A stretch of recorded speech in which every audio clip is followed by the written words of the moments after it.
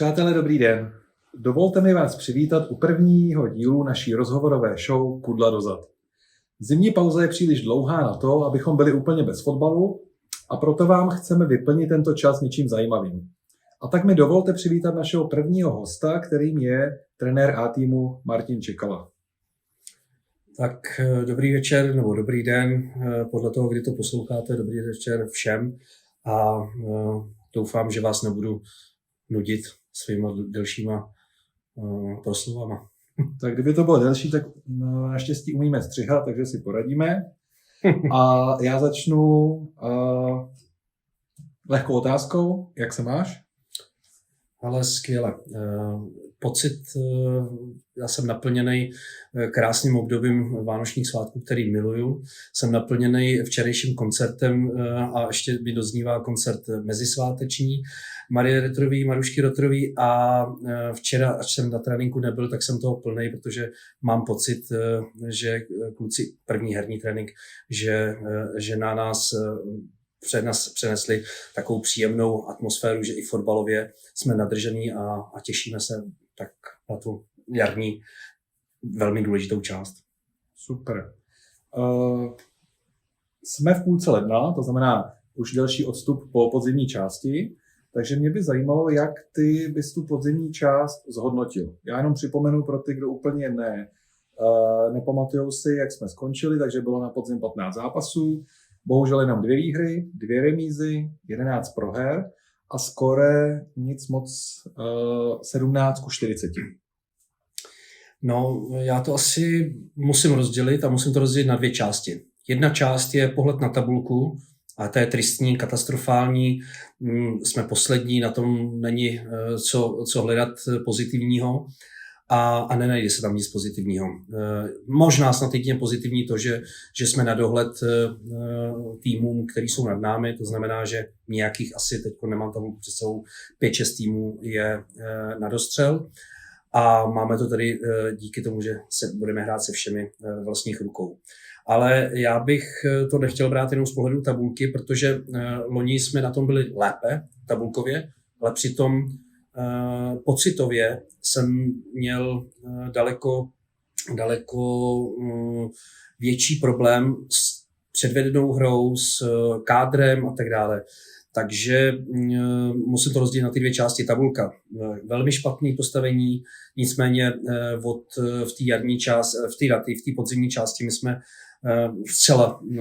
prakticky zcela vybudovali nový tým, kde z týmu, který čítal už jenom 11 hráčů, je nás teď aktuálně něco kolem 23-24 a každý takovýhle zásah, tohle byl obrovitánský zásah, který tady jsme nepoznali podle mě ani posledních 10-15 let, co si tady pamatuju, tak to doznalo i herní kvality, protože přišli dorostenci a ty samozřejmě se chovají ve větší míře dorostenecky, takže musí si odvykat dorosteneckých návykům a to hlavní ale je, že ten pohled na ten tým je veskrze pozitivní. To znamená, mám radost, když jdu na trénink, je nás tam hodně. Mám radost, když kluci bojují, i když jsou poslední, tak prostě máme skvělou partu. Mám radost, když odcházím z tréninku, protože odcházím s úsměvem. Mám radost, když jsou rádi kluci, když se hodně trénuje. Mám radost, když máme nějakou někdy společnou akci, byť není třeba všech hráčů, ale třeba určitého počtu menšího hráčů. Mám radost, když ty kluci chtějí a mám radost u velkého progresu některých mladých hráčů, kdy my máme už dneska hráče opravdu, máme tak mladý kádr, že čítá převážně hráče mezi těmi, myslím, že 16 a 23 lety a ty starý hráči, těch už je velmi málo. Takže celkový pohled na mě, nebo celkový pohled na tu podzimní část je veskrze pozitivní, protože vidím světlo na konci tunelu, který jsem loni neviděl. A to, co nám schází, to znamená to, co tam je, to, co si pojmenoval, to znamená ten tristní pohled na tu tabulku vidím ve dvou příčinách. Nedokázali jsme střílet branky, když odečtu první zápas, tak jsme dali pouze 7 branek za celý rok. To je katastrofální počin. Čili nedařilo se nám a tam na tom pracujeme už vlastně v průběhu podzimu. Pracujeme a budeme pracovat dál.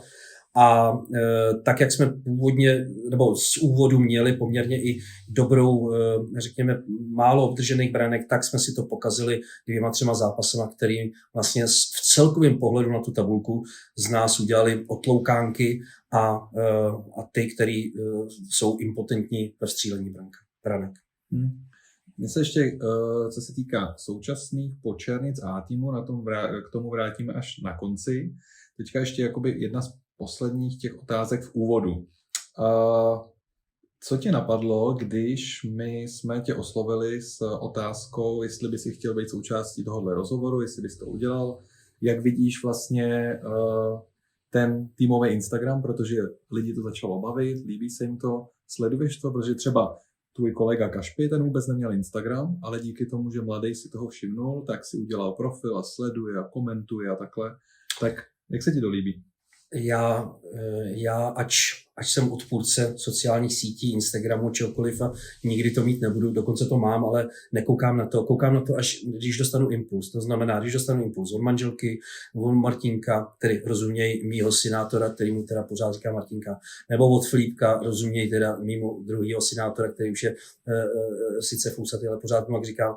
Tak tehdy já se na to podívám a mě to strašně baví. A cítím to i tak třeba od diváků nebo od nezávislých pozorovatelů, i dokonce z cizích klubů. Jo, mi kluci volají, že to je naprosto fantastický, že beru to jako fantastický počin, právě jeden ten střípek toho, co mě baví. Mě baví, že to baví lidi okolo, mě baví, že lidi, kteří jdou na zápas, tak se prostě těšej, mě baví, že si těšej třeba, že tam bude nějaký příspěvek a proto mě trošku mrzelo, že tam pár příspěvků i chybělo, jako kdyby se shodnočil ty, nebo jsem očekával, že jsem ještě klidně bych to, ale jak říkám, je to fantastický. Beru to tak, že i když já to nejsem toho příznivcem, tak ale v momentě, kdy mi někdo na něco upozorní, tak to hltám, směju se tomu, já se rád směju a to si myslím, že to je to hlavní, to znamená, že děláme to všechno pro zábavu a myslím si, že diváci tohleto hrozně ocení, takže skvělý.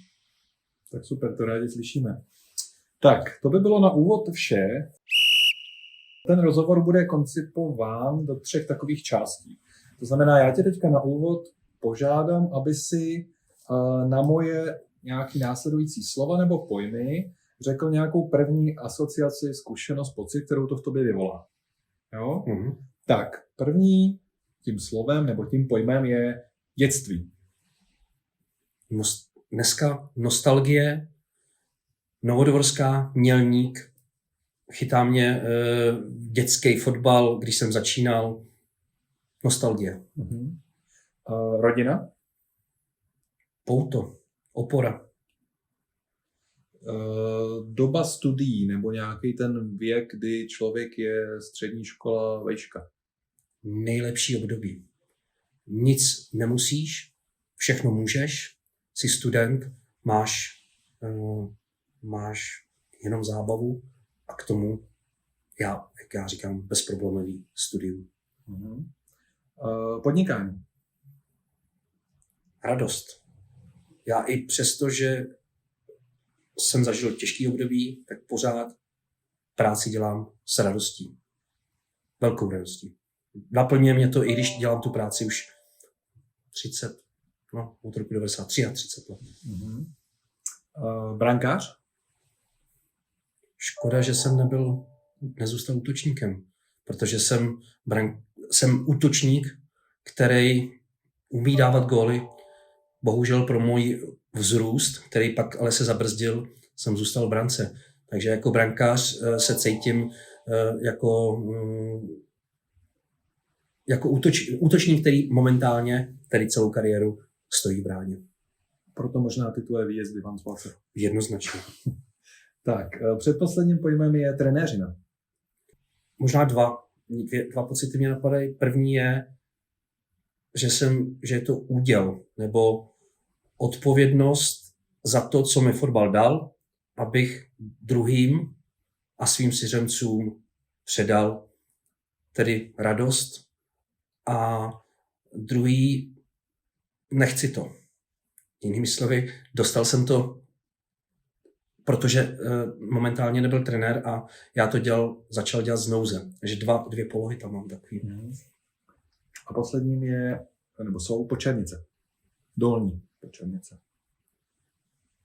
Dneska druhý nebo třetí domov. Tak, výborně. Takže tady ty pojmy nám charakterizují nebo budou nás provádět těma oblastma toho rozhovoru. Takže já bych první začal tím dětstvím a rodinou. Takže teď se do toho trošku jakoby ponoříme víc. Takže, jak jsi říkal, ty jsi původem Pražák, narodil jsi se v Praze, tak jestli nějak můžeš nám rozvést, jak jsi říkal, ta novodvorská, kde ses narodil a takhle. Jo. No tak to už asi počernický vědí všichni, možná nikdo ne, třeba ty nově příchozí ne, ale tak asi všichni vědí, že já jsem původním jménem Karafiát, syn slavného veslaře, který byl dokonce i na olympiádě v Tokiu. Ale v roce 1900 ne, tady Tokio bylo před. To bylo 1964. Aha. 1964 a tam on vesloval na olympiádě. To je můj otec pokrevní, ale prakticky od toho nejútlejšího dětství žiju s druhým tatínkem, a to je Čikala, proto se jmenuji Čikala, ale to už asi všichni vědí. To znamená, že možná, že sportem nebo tou pílí, tou zarputilostí jsem po tátovi a takovým tím vlastně gestikulací, tím v podstatě to mi přirostlo, ta Itálie mi přirostla k srdci, protože ji mám od malička, i jsme tam chvíli žili, cestovali, takže mám to tak jako kombinovaný, že někdy si říkají, Itálie, já říkám, ne, Čech jak poleno, ale to až už dneska asi všichni početnický vědí, takže kdo neví, tak aspoň se to dozvěděl. No proč ten Mělník? No protože tam já jsem prožil dětství právě, když jsem tam jezdil jako malý dítě a na mě to nechalo obrovský, jaksi silnej v srdci pocit, že to město mi přirostlo k srdci, prožil jsem tam to nejútlejší mládí, bezstarostný, a protože tam... Kolika let si tam byl? Tam jsem jezdil vždycky na prázdniny, protože vlastně tatínek tam měl babičku, takže když jsem tam byl u něj, tak jsem tam byl 14 dní, měsíc, podle toho, protože oni mají s mamkou skvělý vztah pořád, já i s tátou taky, takže jsem tam jezdil, proto ten Mělník mě tak jako napad. A z toho i vyplývající ta nostalgie po tom krásném dětství. A ta novodvorská, protože jsem tam prožil hrozně krásný období, kdy jsem chodil do školy, který novodvorská mě přirostla k srdci, byť to není vůbec ničím zajímavý sídliště, možná ještě i ošklivý dneska sídliště, ale ten pocit, že z Novodvorský jedu na Bohemku na trénink, zpátky, vracím se ke kamarádům do školy, tak proto tohleto dětství na mě zanechává takovou jako silnou stopu. No. A vlastně ještě jestli se můžu, tak já jsem první moje krůčky vlastně kopací vedli na Lhotku, kde byla tehdy škvára. Dneska je tam umělka na tom místě. A tam já jsem poprvé kopal s tátou Čikalou, Saldem.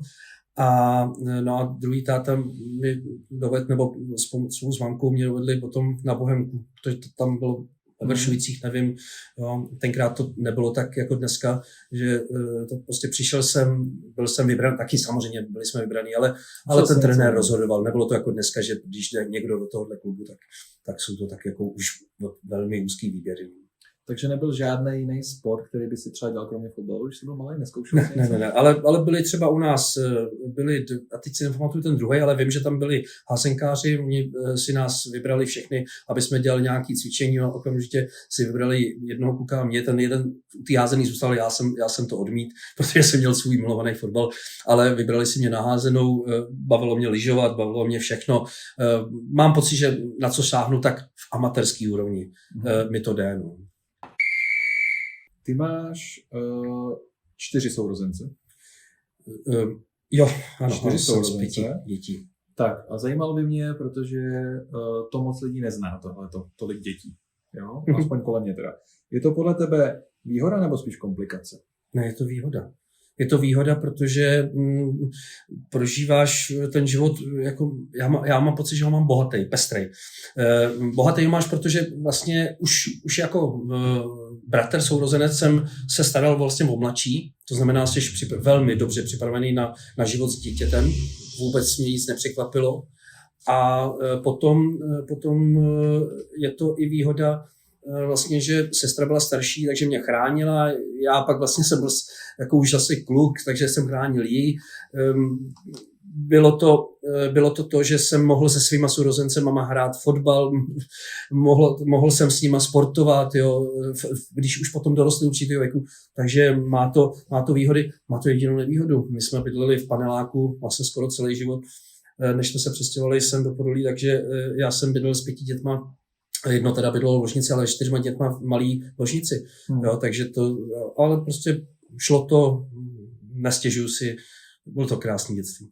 Další věc, která je třeba už ne teďka úplně obvyklá, já třeba to znám, protože já furt mám úplnou rodinu, to znamená, že ty taky s manželkou Petru všichni znají po Černicích. Vy jste se poznali vlastně hrozně mladý, že jo? A strašně brzo jste měli Filipa. Ano. Co je ten klíč k tomu, nebo co jste dělali vy, abyste spolu takhle dlouho vydrželi? No, nutná podmínka je, že ten člověk si pořád máš s tím co říct. Byť můžou být jakýkoliv hádky nebo neshody nebo to, tak pořád prostě existuje jako s tím fotbalem. Baví tě s člověkem posedět, popovídat si, ale v určitém ohledu tolerance a ohleduplnost vůči druhému. A tam já si jednoznačně stojím za tím, že to je ten důvod, že jeden druhýmu si nepřekážíme jako v koníčcích. Jestliže já řeknu, že mám fotbal, tak mám fotbal. Petra ho respektovala. Úplně od začátku? Jo, tak já to tak měl postavený. Pokud by nerespektovala, tak nerespektuje mýho koníčka. To je absolutně, to neexistuje, že bych vynechal trénink. Nedej bože zápas, to už vůbec ne, ale ani trénink. Že by řekla, já mám randy, já mám dneska něco, ne, prostě to neexistovalo. První je koníček a ten prostě byl na takový úrovni, že já jsem trénoval 5krát v týdnu a 1 den zápas a pouze ve volných chvílích a ten respekt tomu koníčku a vzájemně, ale to bylo i vzájemně, to znamená, že Petra měla zase svoji zábavu, kdy já jsem respektoval její koníčky, její zábavu a to je asi to hlavní, proč to takhle jako funguje. Samozřejmě, když by byl velký ten, tak pak... Ale tohle je, bez toho to nejde. Prostě. A víš třeba rozdíl v tom obecném přístupu, že dřív to bylo jinak než teď? No jednoznačně. Protože dřív já to teď jako vezmu ad absurdum. Dřív, když byly svíčky a nebyla elektřina, tak se plodily děti a plodilo se jich hodně. Čím víc je zábavy, tím víc člověk mladý nemá důvod vůbec někam utíkat. I když já neříkám, že jsem utíkal, já do toho šel rád, ale do nějakých závazků, protože manželství je závazek, a to navždy. Děti je od té doby, co máš dítě, tak prostě se o něj strachuješ, žiješ pořád, i kdyby byl sebe starší, tak pořád jsi jeho rodič. Takže v tu chvíli je tam zodpovědnost za to dítě, strach, chuť udělat mu život krásný a tak dále. Takže každopádně je to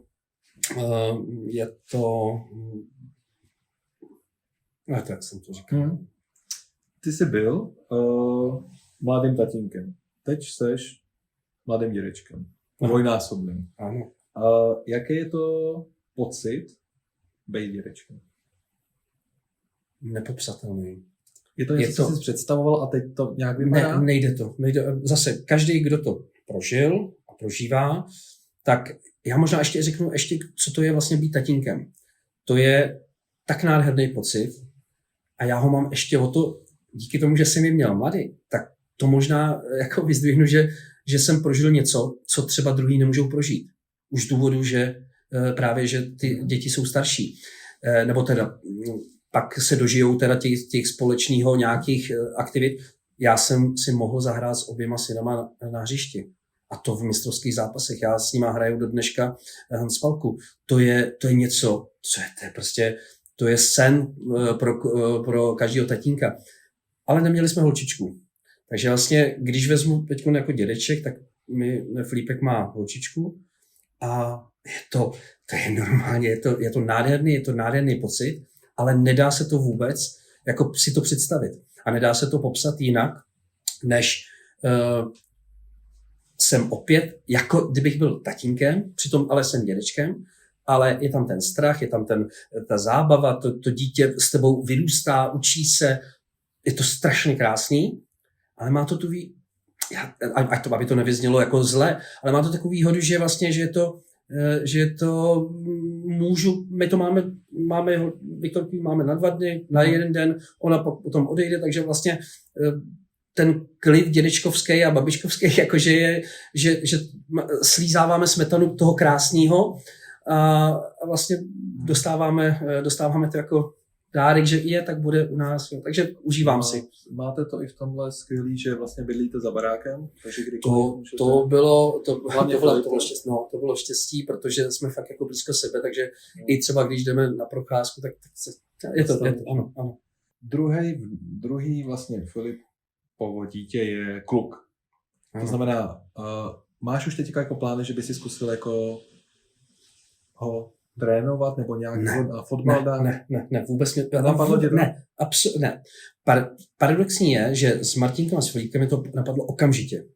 Kluk to je paráda, už se těším, ale protože jsem to neprožil. A protože jsem to prožil se svýma, tak u Filipka mě to vlastně vůbec neto. Já mu říkám prvok, nebo on už není prvok, on už teď i se směje a tak dále a chechtá se nahlas, ale z začátku to byl takový prostě prvok, protože mám tu Viktorku, že? Ne, vůbec mě to nespojilo se, ale to opravdu nespojilo se mi to s tím, že by jednou hrál fotbal.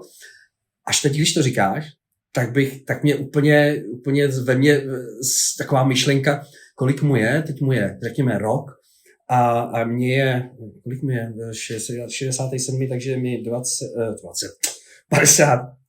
57. No hele, ono 15, 14, 57, 60, v 69 se dá ještě si stoupnout do brány. Tak jako že bych si zahrál ještě s Filipkem. A ještě zpátky k té předchozí otázce, co jsem si chtěl zeptat, je to, že když ty si hrál s oběma synama, jak jsi říkal si, že o ně máš strach, celý život se o ně bojíš. V tom momentě, kdy na hřišti víš, že je tam vždycky nějaký kreten, který to dokáže přepálit, máš o ně jakoby strach, nebo když je něco jako syn, nebo je to hráč? Ne, vůbec ne. Já z tohohle strach nemám. Dokonce, když Martinkovi zlomili pánev, tak já jsem dohrál zápasy se zlomeným prstem, s rozříznutým kolenem, s přetrženým vazem. Jo.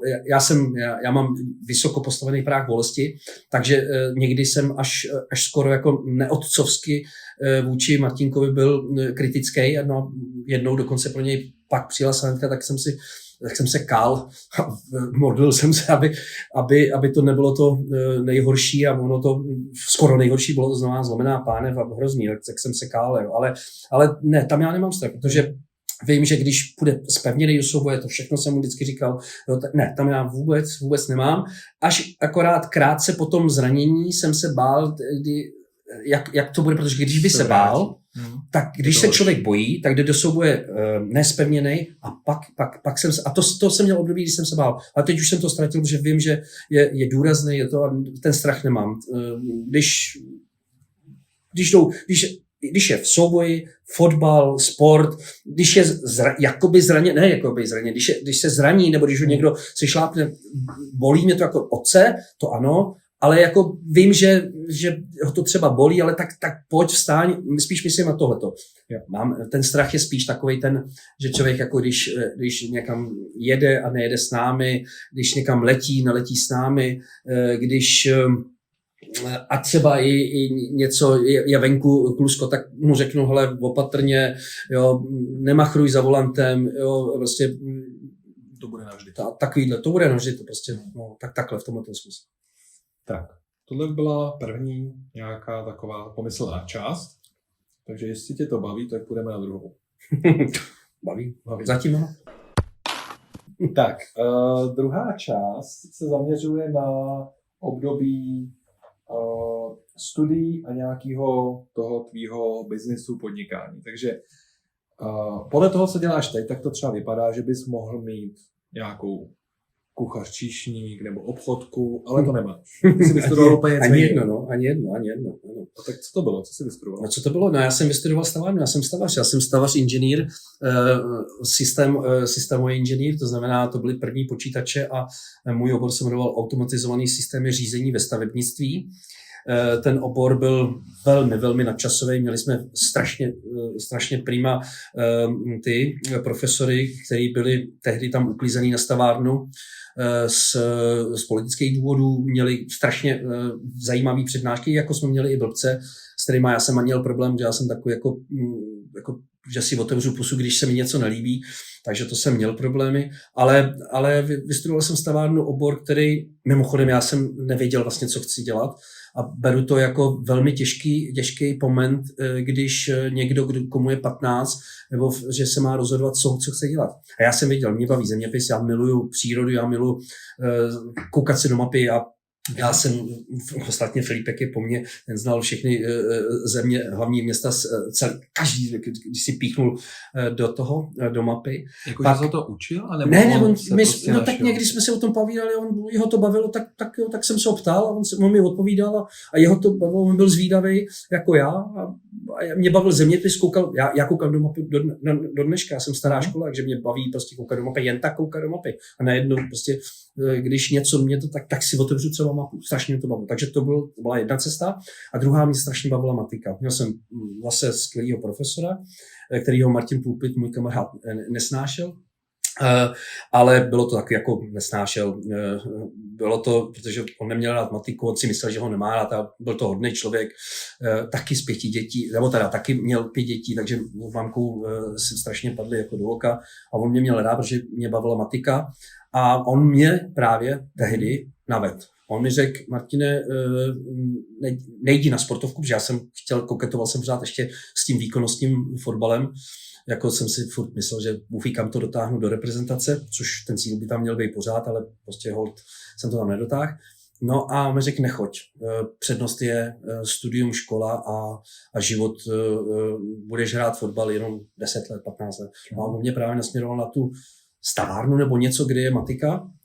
No a pak už bylo, soused přede mnou šel na stavárnu a já nevím, já neznal obory, já jsem to nestudoval, nás tenkrát mamka nevěděla, byl samostatný, tak jsem nahlíd jako mu přes rameno a hele, ty jdeš na stavárnu, na jaký obor jdeš? ASŘ, no tak já jsem tam napsal ASŘ a on se pak o to, že to tam nepíš, to není dobrý obor.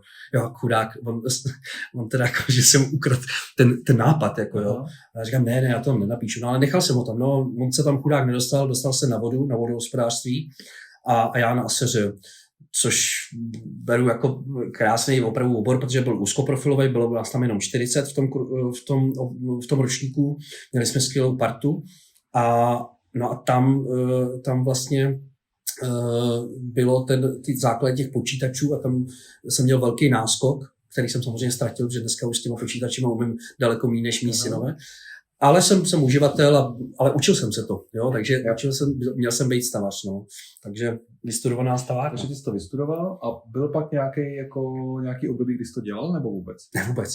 Chtěl jsem to dělat, ale nastalo období, kdy už poslední, protože už já jsem ještě absolvoval vojenskou katedru, ta se zrušila, protože byl převrat v 89. a ten poslední ročník se tady otevřelo podnikání. A táta si otevřel nějaký obchod, nebo absolutně tomu nerozumí, ale prostě byl obchodník a čas od času udělal nějaký obchod s Italama, jenom protože uměl italsky, zprostředkoval, jo, takže za to dostal nějakou tu marži nebo komisi za prodej něčeho. No ale někdo k němu přišel a řekl, hele, prodávej tady zájezdy. No, tak já jsem je prodával na škole. No a mě to ten první rok, co jsem ukončil školu, tak mě to začínalo přerůstat přes hlavu, ale nechtěl jsem to dělat, protože jsem si říkal, to není, jo, mě bavilo stavání. Čím dál tím víc. Že všichni Strašně měli zájem množství. výjíždět Jo, ven. no protože to byly 90. a 90. to chtěli jezdit za. To nebyly katalogy, to stačilo jenom říct a jedu. Ano, jedu. Takže to byly zlatý léta. A já jsem v té době půl roku hledal nějakou italskou firmu, abych využil jazyk, která tady byla buď už zavedená na trhu, ale protože jsem vydělával velký peníze v tom cestovním ruchu, říkám, přece si neřeknu o míň, než teďko vydělávám. Tak jsem si celkem legitimně v 90. kdy si říkali o 5 000, tak já jsem si řekl o 30. No, protože jsem si řekl, no bylo to strašně moc. No ale já jsem si řekl, tak jestli mám, protože já vím, kolik zase brali Italové tam. Jo. Takže já mám, protože já jsem když tak prostě je volno, tak už bych odjel do Itálie a tam vydělám dvakrát tolik, tam se brali ty platy 60-70 tisíc. Takže když chci polovičku, umím češtinu, umím italštinu, tak jsem si řekl o hodně. Už jsme byli skoro blízko, ale pak mi řekli, že ne. A v tu chvíli já jsem se víc pověnoval ten rok cestovce a za ten rok mi to přerostlo přes hlavu a už jsem řekl, už to nemůžu jako jinak a už jsem nehledal práci, protože mě to vlastně tak strašně pohltilo. Udělal jsem si teda koncesi a od té doby Takže cestovní. cestovka byla dřív než restaurace. No jednoznačně.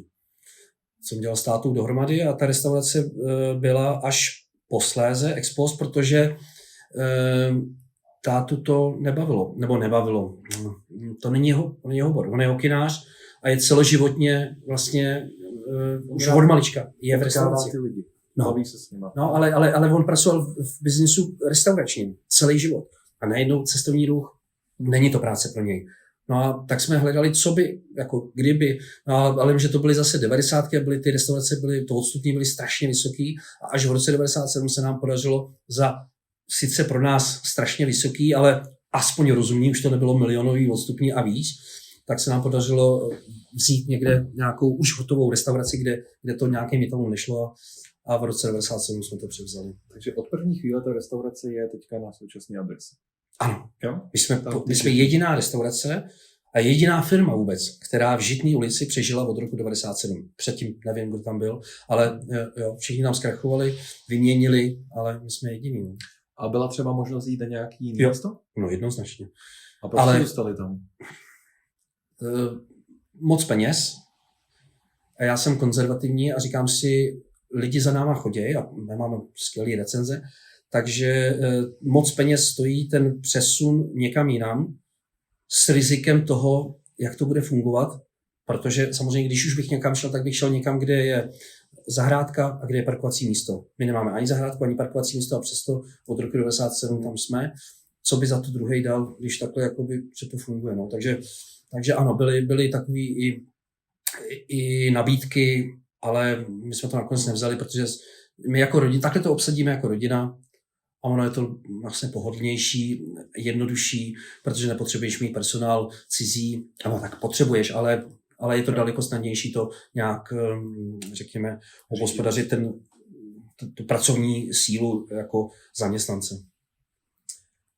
Pro ty, kteří restauraci znají nebo byli tam na večeři, na obědě, tak ta restaurace je zajímavá tím, že na stěnách je spousta fotek, herců, zejména hollywoodských, celebrity typu, který vlastně jste měli možnost potkat, obsloužit, najedli se u vás. Tak by mě zajímalo, jak jste se k tomu dostali a jestli máš nějakou jakoby super vzpomínku na někoho, co ti utkvělo v paměti, jako něco hezkýho. Teď si bojím, abych nebyl dlouhý, ale tak já to zkusím jenom v krátkosti. Bylo to, že k nám chodil, a teď nevím přesně, jestli to byl producent nebo někdo, kdo vůbec měl s Hollywoodem co dočinění. Táta mu řekl, hele, včera tady byl herec, někomu se tam chlubil, on se rád chlubí, ale to je dobře, protože to dělá dobře, tak se rád pochlubil, no a on říkal, no ale to jsem ti poslal já ho znám, já jsem ho doporučil. No a tak tam to začalo a bylo to kolečko já per pusa. To je nejlepší reklama. Kor u těch herců. Pro ně je to návrat do prostředí, který není michelinský, je tam žádný paparazzi, protože nám volali novináři, zaplatili by nám mraky peněz a nikdy jsme se k tomu nesnížili. a to se platí velký peníze. A všichni přišli a takový pár střípků, jo. Johnny Depp přichází s gorilama, tohle vejde, má kabát, má klobouk, který mu dá až po bradu a zavře se za ním dveře, vejde a odhodí takhle jako ten širák a říká, čau Aldo, a jako úplně pookřeje, jsem tam, jsem doma. Jo, to je takový, jak se cítili bezpečně. Tak. Soukromí. Příjemně, samozřejmě to jídlo. A ta atmosféra neškrobená a taková familiárně to. Druhý příklad, Bruce Willis, který strašně chtěl jako tátovi udělat jako radost, a že přivede manželku, že mu říká, kdy přijde Demi Moore, a on taky tam jednou přivede, že on tam chodil hrozně rád.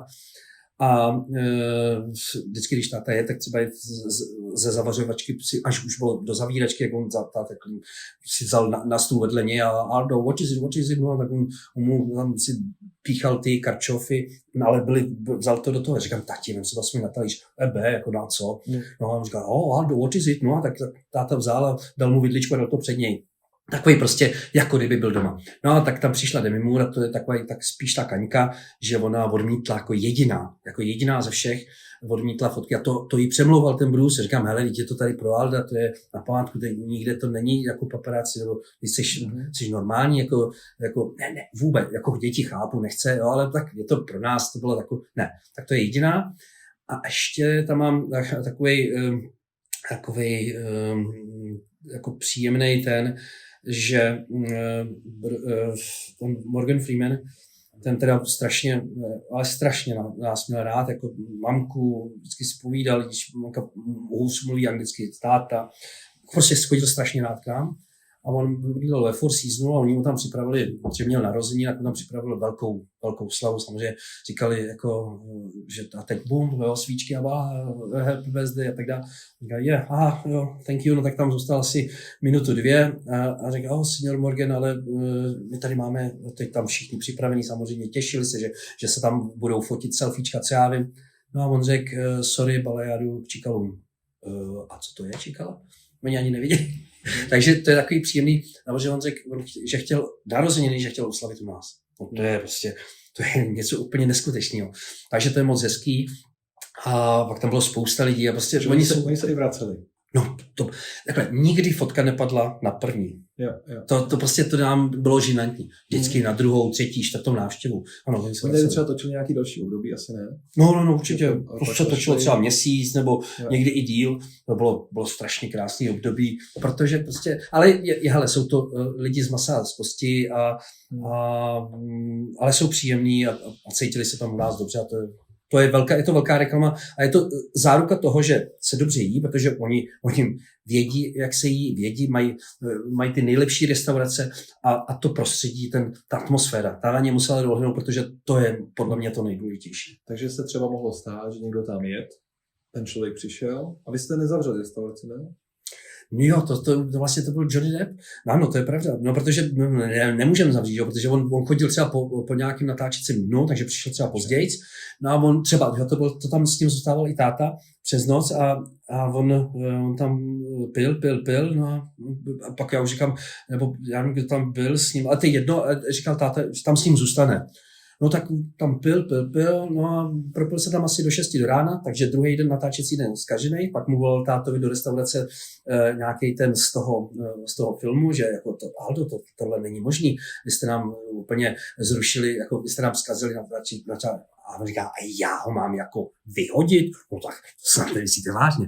No tak to bylo jako vtipný, že jo, někdo se tam držel, jako, ale zase oni byli celkem jako tolerantní a ohleduplní. Jenom Bruce Willis tam, myslím, že zůstal díl, právě ten Johnny Depp jako párkrát tam tako se... Zpátky teďka k cestovce. Ty už si trošku zmínil, že ty začátky byly takový úplně jako punkový. Že vlastně bylo vlastně štěstí, že jsi začal 90. No to jo, to obrovský. Teď neberu vůbec jakoby to období, že byl covid. Třeba dejme tomu 5 let zpátky. Kdyby jsi byl v těch letech, kdy jsi tenkrát začal, zkusil bys to, nebo bys si se bál? Ne, nešel bych to. Ne, vůbec bych to nešel, protože je to tak, tak složitý, tak komplikovaný. Člověk musí být připravený na všechno. To znamená, musel si mít katalog, bez katalogu si neexistoval. Prostě dneska ho natiskneme kvůli covidu, že máme obrovské ztráty, takže než se zase do toho dostaneme. Katalog, všechny ty praxe, ty programy a tak dále. Jo. Já jsem vlastně šel od začátku, papír. Já měl nejdřív papír, na všechno jsem psal na papír. Počítače mě neexistoval, i když jsem byl vystudovaný, ale už jsem si nechal připravovat od Šváry, od sestry Šváry program, vyloženě, kde byly zakázky. Takže ne, že jsem si koupil, ale že mi ho vyrobil, protože to byl Švárek, mi to vyrobil vlastně zadarmo, protože jsem na to neměl peníze, na ten rozjezd. Jo. Všechno jsem jako dělal postupně. A postupně jsem se zžíval, ale to by nešlo. Já bych do toho ani nešel. To ne. A když vezmu, samozřejmě teďka už máš zkušenost s tím podnikáním, s tou cestovkou, musel jsi nějak změnit jakoby přístup oproti začátku? Jakože teďka třeba s těma klientama jednáš jinak, než si jednal? Já ho nezměnil, toho změnili klienti. Elektronizace, to znamená, spousta lidí má e-maily, spousta lidí má chytrý telefony a změnilo se to pouze v tom, že dřív mi 90% lidí chodilo do kanceláře, takže tady dělali fronty.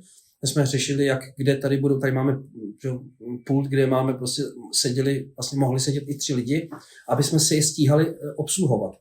Dneska je to telefonem a e-mailem. Případně rovnou už, protože mám hodně stálých klientů, takže vlastně už jako ze setrvačnosti. A takže si sem chodí povídat spíš ty starší a ty, kterým to chybí, že si jen tak prostě přijdou objednat, ale přijdou radši objednat ústně, ale úplně se to změnilo, ale to chování se nepřizpůsobil já, ale já jsem se jenom přizpůsobil tomu, že vlastně, že víc pracuji. Dřív jsem dělal méně e-mailů, dneska, když je hodně práce, tak když mám třeba 150 ve špičce, před covidem jsem mýval i 300 e-mailů denně a to se prostě museli zpracovat za ten den. Takže myslím si, že jsem nezměnil, že to zůstalo jako stejný a spíš se přizpůsobuju já těm požadavkům toho klienta, který je elektronický, to znamená, že mobil nebo webové stránky, e-maily. Zmínili jsme covid před, já nevím, kdy to bylo 2020 začal. Ty máš, nebo podnikáš, máš restauraci, máš cestovku. To je úplně prostě pro covid jako dělaný. Spousta podnikatelů krachlo a větších firm než jsi ty. Tak by mě zajímalo, jestli jsi měl někdy v tom období chuť ne, ale tendenci to zdát, jestli jsi říkal, má to smysl? No, měl asi tak 3 dny, když nastalo to, kdy já už jsem viděl, že je to katastrofa, tak mi to přepadlo, protože jsem dělal, to bylo tenkrát nejtěžších mých 30 dní života, myslím podnikatelských, kdy jsem dělal ráno, končil jsem třeba ve 2 v noci, protože v 10 mi přestali zvonit telefony, 4 hodiny jsem měl na e-maily a každému jsem zvedal trpělivě telefony, odpovídal, vysvětloval, přišel jsem o všechno, myslím o všechny objednávky, tím pádem jsem přišel i o peníze, protože tam, ale to nebudu ani vysvětlovat, prostě přišel jsem o miliony a dostal jsem se do období nějakého, kdy jsem si řekl, co to, a bylo to tak 3 dny, kdy jsem najednou hlava a dokážu si představit, co to je, když hlava nefunguje. A pak jsem si řekl, stop, teď se nic nestalo. Prodělám, ano. Asi něco prodělám. Buď to zachráním, mým cílem to bylo zachránit. Cechovní hrdost, jak si ta chuť prostě nestratit to, co jsem jako za ty léta vybudoval, za těch 30 let, tak nějakým způsobem to zachránit. Úvěrem, nejjednodušší. Stát, nic. Samozřejmě keci, ani nebudu povídat, co všechno řekli, jak mi pomohli, když mi jenom házeli klacky pod nohy a výroky politiků, jak jim zničili. Vlastně oni mě zničili, protože 2 roky se nebude cestovat Primula, to byla první rána, a druhý ráno do vazu byla, když Babiš řekl, že slušná cestovka vrací, což není pravda, protože slušná cestovka vrací, každá cestovka vrací a já jsem vracel. Ale oni měli za to, že v tom létě, a tam mě to dohnalo, nicméně, abych se vrátil k tomu hlavnímu, řekl jsem si, jsem zdravý, mám rodinu, mám děti, co se může stát? No maximálně ztratím peníze. tak je znovu zase vydělám. Ale problém byl, že já jsem je musel vracet. A vznikl tam obrovský dluh a já jsem neměl, kdo by mi půjčil. V tom období mi půjčili kamarádi. Takže paradoxně vlastně mě nezachránil stát, ani banka, ale kamarádi. A kamarádi mi půjčili na dobrý slovo, v podstatě, protože sice něco napsal, ale ti mě zachránili, protože pak jsem prodal byt, ten jsem prodal synovi, no a vlastně díky tomu jsem vlastně zachránil firmu a teď to funguje a jedeme dál. Ale díky vlastně tomuhle přístupu si nepřišel o ty lidi, ne? No to ano, protože oni mě fandili, ale fyzicky pořád jde o ty peníze, když je nemám, tak je nemám potom jak vracet. Asi by na mě nebyli, ale někteří říkali, ne, pan Žík, ale dajte nám to, vráťte za rok, za dva, prostě byli strašně na mě hodní, ale tímhletím přístupem spousta lidí mi zůstala díky tomuhle tomu, že jsem si teda troufnul jít do něčeho, někdo řekl, že jsem blázen, šílenec, jo, ale já bych chtěl, aby mě fotbalový, já už jsem tam u fotbalu, ten podnikatelský pán Bůh a vůbec pán Bůh za to pochválil, když jsem si troufnul teda jít do toho, že to zachráním. A myslím si, že mi to vrací plnými doušky, protože se mi to daří prostě úspěšně postupně umožňovat. Poslední otázka, co se týká tady té části, už přejdeme do fotbalu, protože už si to i naznačil, že by si se chtěl bavit do fotbale. Ne, ale já jenom ještě můžu, ale to bylo možná asi nejdůležitější. Vlastně mě, jak jsem chodil lidi, tak byli smutní. Měli špatný období, nebo to, já byl taky smutný samozřejmě, ale já jsem byl ten, který vlastně buď do telefonu, nebo to, jak jsme se ještě zasmáli, a říkali, pan Šikla, jako, a vy jste jako, tak vy nás tady ještě, jo, to je prostě krásně, jako odcházeli spokojení, čili ta mysl se úplně přestavila a já jsem byl ten, který jsem jim dodával tu pozitivní energii, protože jsem ji dostal z něčeho, nevím z čeho, tak jsem vlastně jakoby byl nabitej směrem do budoucna, že to prostě chci zachránit. No. Takže to bylo taky důležité pro to zdraví, protože to pak jde ruku v ruce se vším všude, že jo. Ty sám každý rok s rodinou, s dětma, teďka s manželkou, teďka už i s vnoučatama, jezdíš do Itálie, do Rimini. Snad myslím, že si vynechal jenom, když byl covid, ne? Jinak se tomu. No ano, protože jsem neměl peníze. A jel jsem tam jenom pro mamku autem, protože neexistovaly ani linky, takže jsem tam musel pro ní jet, tak jsem jel nějakýma složitýma vlak, nějaký autobus, který mě někam odvez vlastně na 4 přestupy. No a to bylo, že jsem tam zůstal asi den, odpočinul jsem si a pak jsem jí odvez zpátky autem a to jsem vynechal, no, jinak jezdím každý rok. No já tu lokalitu znám, byl jsem tam několikrát a vlastně jakoby Rimini pro mě není o tom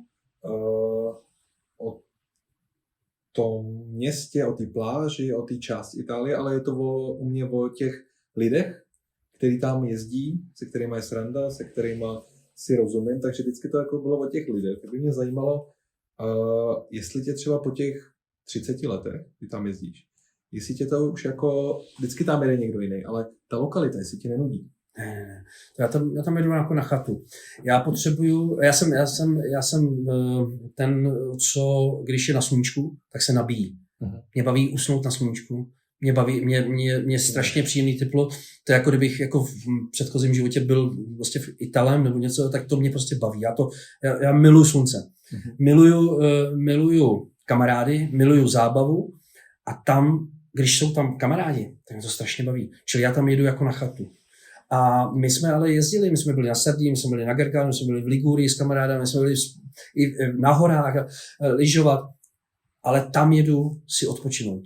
Takže za mě, když já nabízím Rimini, tak vím, komu ho můžu nabízet. Vím, že to Rimini není nějak hezký, možná něčím, ale vlastně pro mě to má úplně jinou hodnotu, protože jedu si tam odpočinout. A neuvažoval jsi někdy, že ty si říkal, že jsi byl tady, hory a tohle, ale je to zaměřené na Itálii. Nechtěl jsi někdy, nebo neplánuješ nějakou jako exotiku? Něco jako daleko? Dál? Jo, já jsem to dokonce jsem si i řekl, až budu jako v tom cestovkářském důchodu, až budu mít, no teď ne, protože teď se chystám, abych ozdravil cestovku tak, abych skutečně mohl třeba, tak mě to lákalo, když Filip jel do Ameriky. Já miluji ještě jsem to říkal na začátku, miluji zeměpis. Já jsem úplně hltal, když Filipek mi to potom ukazoval, kde byl. Na mě působí potom westerny, krajina, všechno. Já miluju tohle. Taky by mě některé země lákaly. Absolutně nevím, kterou bych upřednostnil, protože mi toho moc takových cest nezbývá. A chtěl bych jít do nějaké země, která mě něčím naplní, třeba mě, co mě fakt jako lákalo, je asi pravděpodobně Austrálie. Jo? Ale vím, že asi sám nepodívám, tak když bych se měl někam podívat, tak jsem strašně, jako, když tam byl Filip, jako asi bych chtěl vidět taky jako Ameriku. No, jako, že to je prostě, a to ještě ne ten východ, ale spíš ten západ. No. Ale zatím to není na pořadu dne, protože pro mě vybrat si mezi volnem a letět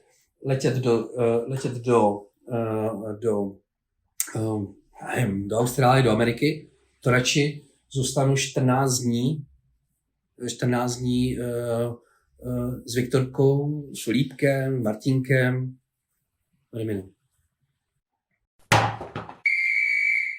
Tak a pojďme na poslední část. To je část, ve které bych se rád s tebou pobavil o tom fotbalovém prostředí a fotbalovém životě. Ty už jsi zmínil, že jsi vlastně hrál na postu útočníka. Ano. Všichni tě znají jako brankáře. Tak jak dlouho jsi byl útočník a kdy jsi vlastně dostal do brány? Krátce. Já jsem byl v Bohemce od 6 let a ve 12 letech, což je na brankáře hodně pozdě dneska, jsem šel do branky. A to z toho důvodu, protože skončil brankář. Já byl v tehdy největší. Měl jsem takový klátivý pohyby, ale to v tom věku někdy prostě, když člověk jako rychle vyroste, tak prostě než nekoordinovaný a tak dále. Až se mi smáli Žárové, mý nejlepší kamarádi v Bohemce, tak spoluhráči, tak mě dali branky. No a jak jsem říkal, no, na co šáhnu, tak mi to jde na té amatérské úrovni poměrně dobře. Takže jsem se během vlastně 2 let nebo roku jsem se vypracoval do výběru Prahy. No a pak už mi to zůstalo, pak už mě to netáhlo, jako, nebo takhle táhlo. Ale prostě byl jsem brankář, věděl jsem, ten úděl je takový, to už nejde zvrátit. Jo, A kdy mě to úplně nejvíc, jako, když jsem měl, že jsem byl brankář a zároveň, tak to bylo, když jsem byl v Kompresorech, tam jsem strávil nějakých 12 let odhadem a měl jsem tam fantastického trenéra, který mě měl rád, který mi dával jako brankaři čuchnout do pole, samozřejmě jenom jako v přátelácích a zimních turnajích. A vždycky dal mi příležitost, že jsem chytal první poločas, pak jsem si šel sednout a dával mě tam na 10 minut až půl hodiny, podle toho, kdo chtěl jistě. Já jsem byl připravený, nažalený. No a stal jsem se nejlepším střelcem Kompresorů v zimním turnaji. To byla jako vedlička. Jako uměl jsem se prosadit, byl jsem ve vápně prostě smrťák. No. Takže jsi byl Kompresory? Ze začátku jsem byl v Bohemce, pak jsem z Bohemky jsem šel bohužel na Vojnu. Na Vojně jsem byl v Rudý Hvězdě Strašnice. Tam jsem byl přivelený jako jediný na červencový termín. Tam jsem zůstal rok, než jsem se dostal na odvolání na vejšku. Po vejšce jsem se vrátil, teda po tom, co mě pustili z Vojny na trvalou dovolenou po dobu studia, tak jsem se vrátil do Bohemky, no tam bylo 6 golmanů. Jednoznačně vůbec se o mě nepostarali, hodili mě do bráníka, já ještě s vizí, že to dotáhnu do reprezentace, tam se chlastalo a já chlast neměl rád, takže prostě to byl pro mě nejhorší půlrok asi fotbalovej. Navíc ta parta mě to nesedělo, šatny se mi nelíbily, to prostředí, úplně prostě celkově hnus. No a odtamtať teda mě vyžádali Kompresory a tam jsem strávil krásných 12 let. Odtamtať jsem odešel, když jsem se cítil nepotřebný, že já jsem tam trénoval mladí žáčky, měl jsem mladší kluky, který trénoval, já byl dvojka, čekal nějakých 28, asi v 28, 29 a tam mě trenér odpálil a vlastně, když brankář, který chytal jako jednička, říká, hele, já jdu teď na ten, tak si zachytáš. Říkám, to je paráda, protože já jsem trpělivý, byl dvojka, jsem vyseděl celou sezónu jako dvojka, protože se mě to bavilo prostě. a on vzal kluka Sáčka jako do Bčka. A my hráli 5. flek. Ani ne na postup, ani ne na sestup. Ještě ten večer jsem se po zápase zbalil tašku, tu, kterou mám mimochodem. Tu modrou? No, tak tu jsem měl zelenou, tu mi ukradli. Ale ta je z té doby. To je rok potom. A tak jsem ji vzal, zbalil jsem věci, jdu za předsedou a říkám, předsedo, končím. Předseda se spál, říkám, ne, vážně, končím, už necítím se tady potřebnej. Já jdu, protože mě, jako říkal ten můj kamarád Buriánek, brankář mi radil, ale děj, ty můžeš ještě vydělávat peníze. Já jsem chvíli vydělával peníze, takže to byly vraňany, slaný, takhle. Tak trošku jsem jako přičichnul tomu fotbalu, jako neměl jsem to rád, ale vždycky jsem tam zůstal ještě, že jsem to odvedl. No a pak jsem skončil v Dobřevicích a tam teď už ta cesta byla krátká, protože v Dobřevicích se to rozpadlo. Já jsem byl lojální, zůstal jsem tam půl rok, kdy už jsme nebyli placený jako jedinej. Vzali tam nějaký joudy, spadli jsme, nicméně pak mě oslovil Martin Pupit, jestli nechci přes Dana Veselýho v Počernicích a ty mě přitáhli do Počernic. Tam jsem přišel v době, kdy tam byl Miky jako mladý a Štěťa to neunes, Miky to neunes. Já jsem nechtěl chytat za Ačko, já jsem si to chtěl vybojovat, já jsem chtěl chytat za Bčko, abych až prostě něco ukážu. Miky to nejdřív neunes, ale dneska jsme naprosto skvělí parťáci a byli jsme skvělí parťáci, protože on poznal, že já jsem ho podporoval, takže to tam se převrátilo i ten Štěťa. Byl jsi reálně lepší než Miky? Já si myslím, že jo. To jako tady jednoznačně, protože já jsem měl školu. Mě trénoval trenér, který trénoval Borovička, Hruška, Zdeněk, Hruška, ten Kinský, samý fotbalový brankářský celebrity. Prostě měl jsem školu, já jsem se mu snažil Mikimu i ukázat, pak když už byl mým svěřencem, nebo když byl i můj kolega, tak jsem mu se snažil ukázat, co má, jak má. Jo, takže ano, ale nechtěl jsem, jako, že tam přijdu a budu to mít jako zadarmo. Já jsem chtěl ukázat někde, jako v nižší soutěži, protože já jsem chtěl jít do Počernic kvůli tomu, že jsem to chtěl být v Praze, už jsem nechtěl cestovat jako za penězma, jenom kvůli penězům. Tady jsem samozřejmě zadarmo byl. Takže v té tvý kariéře v tom braníku se lámalo, jestli budeš jako top profík, anebo jestli budeš jako dál chytat, dejme tomu třeba druhý level? Ano, protože tam jsem šel do úrovně a takhle, dneska se za to stydím, protože dneska to vidím, jak ty brankaři i hráči, když odcházejí z těch vyšších soutěží, jak jim nevoní hrát A třídu nebo něco vyššího. A já tenkrát hrál přebor a ještě mi to nevonilo, protože prostě jsem si myslel, že mám navíc. Já jsem měl navíc, ale ono to je taky o to štěstí mít ještě toho trenéra, který tě taky postaví. Takže všude jsou nějaký brankáři. A byli třeba v té době agenti, který by jako ti někde doporučili? Ne. To byli, ale to měli jenom prvoligoví. Já jsem jednoduše, to jsem člověk jde sám, anebo ty kluby mezi sebou šíbovali ty brankaře, ty hráče. Takže mě právě potom vytradovali vlastně jsem nějak projevil, že tam nechci zůstat, tak mě vytradovali do kompresorů a tam to bylo teda jako krásně, jsem měl skvělou partu. A když jsi byl za ty zápasy nebo za ty smlouvy placený, kolik to bylo pro představu? My jsme dostávali, v kompresoru jsme dostávali normálně běžný kalorní, asi nepamatuju, možná 500 000 korun, jo, měsíčně. Ne, měsíčně. A pak jsme dostávali něco za zápas a to se přiznám, že se nepamatuju, ale myslím, že to bylo taky 500. A nepamatuju. A když jsem jako byl dobře placený, tak protože ten kolega Buriánek mi říkal, hele, už dost, jo, nechoď nikde zadarmo, jsi brankář, musíš si říct o peníze.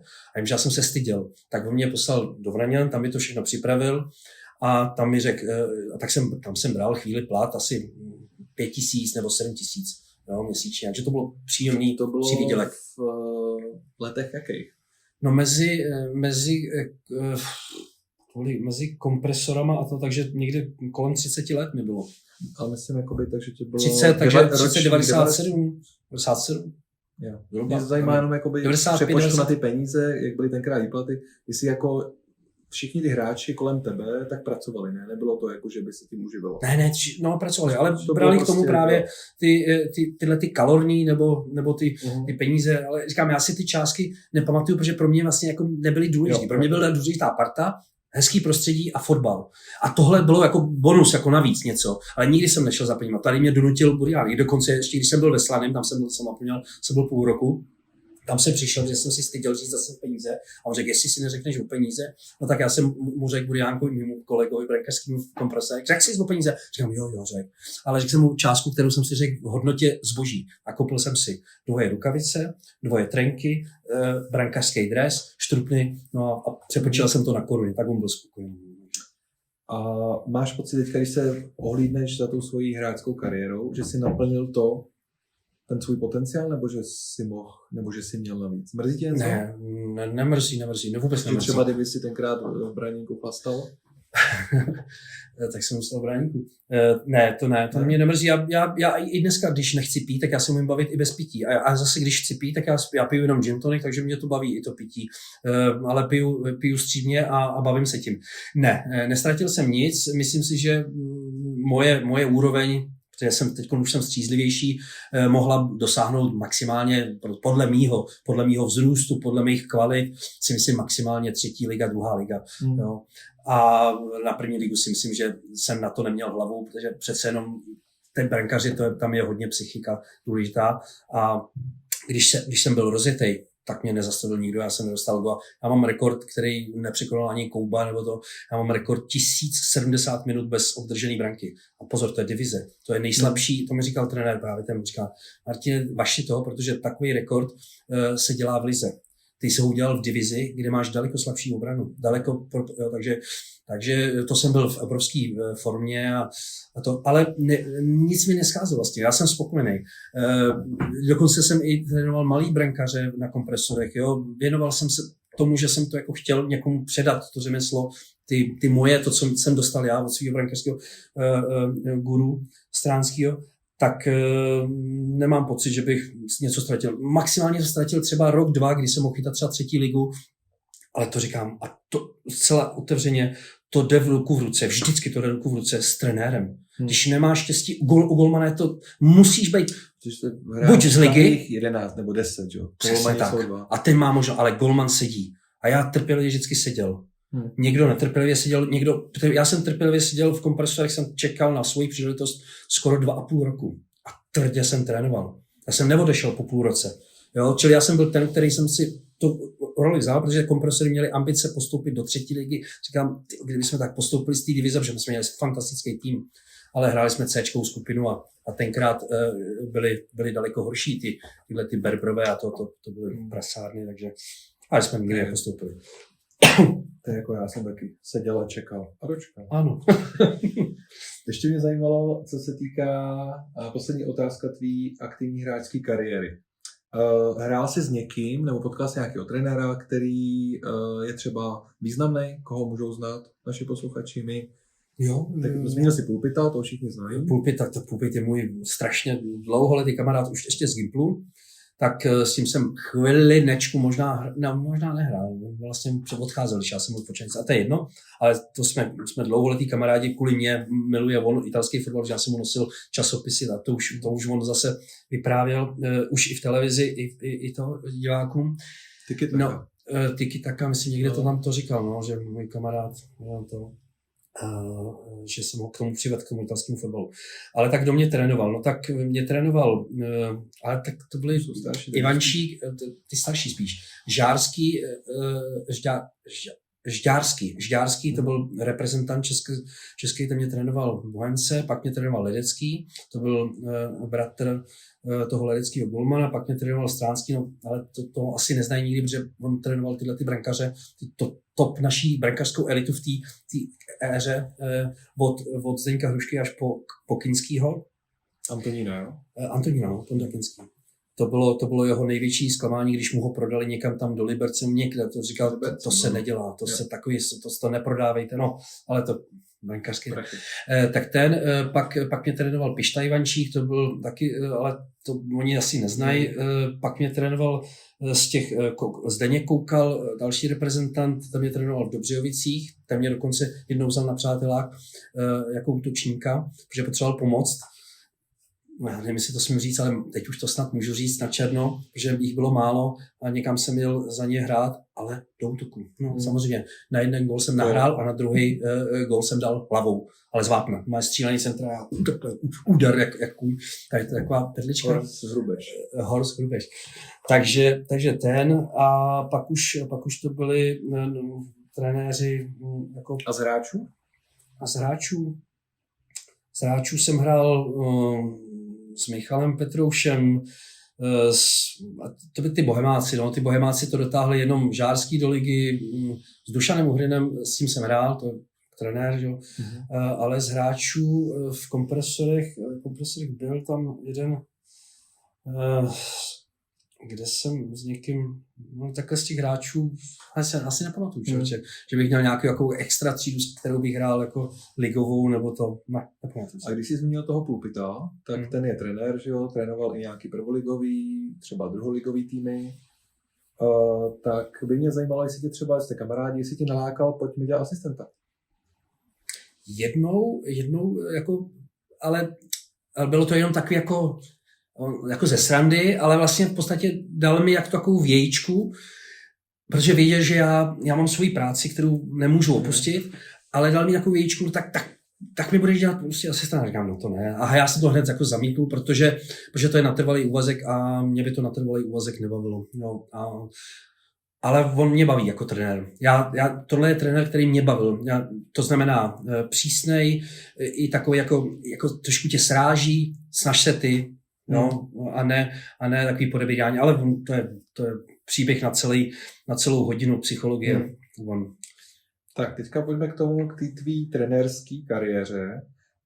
Ty jsi teda hrál potom ještě v Dolních Počernicích a trenérem jsi se stal ze dne na den, nebo byl tam nějaký? No, ze dne na den. Já jsem nechtěl být trenérem. Ale... Jako hlavním trenérem nebo trenérem brankářů? Ne, hlavním trenérem rovnou, ale B týmu.